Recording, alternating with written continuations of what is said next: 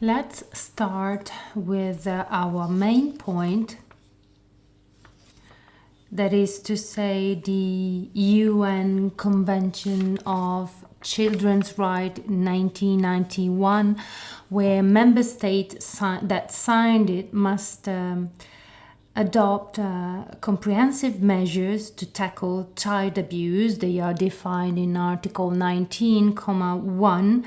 I'm not reading it because you have it and so you can read it yourself. It's implicit that maltreatment can be avoided, but it is not inevitable, and states, by signing this convention, recognize their responsibility in reducing level of abuse with preventive measures, and they must include mechanisms that are effective in preventing child abuse, including social programs for caregivers for children, and to identify the recognized case of maltreatment.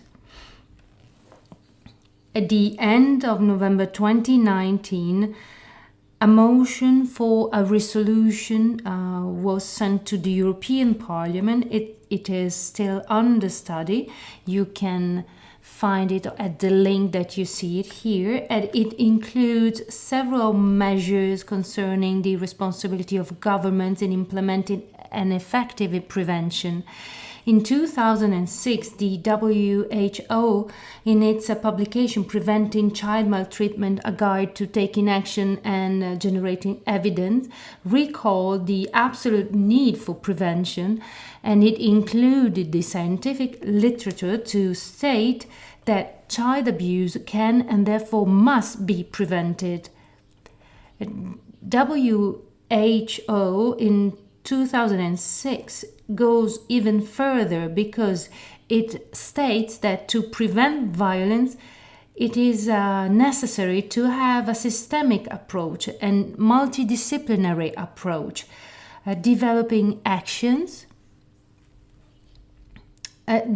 precise actions. So what is the prevention like? We have to prevent any violent or any abuse against children, so primary prevention, to detect cases of abuse, so secondary prevention, and tertiary prevention, so to help victims in order to avoid any new abuse. Prevention must be comprehensive. It shall be seen as a strengthening of protective factors. And so you have to identify all the processes impacting on the increase of the resiliency of the child, of the victim. So at individual level, or if it's not possible, even at family or community level. And we will see how. So prevention is implemented through specific targeted programs that are public policies, so a coordinated action plan on a specific area for a specific duration that can involve different stakeholders, that could be decision makers and citizens, obtaining tangible outcomes that can be replicated in other areas. So as for the creation of intervention and actions, we have to consider 5 processes. So to define the problem, with the statistics and with the epidemiological studies, defining the scope of the issue, then identifying causes and risk factors that can influence the fact of being a victim of abuse. And Dr. Laura Morgan explained all the risk factors last week. So I'll skip them, and considering these factors, the selection of programs and actions to reduce any risk factor, both for individuals or communities at large. And then we have to analyze the evidence that are available, disseminate the information obtained, for example, by increasing the measures that are effective.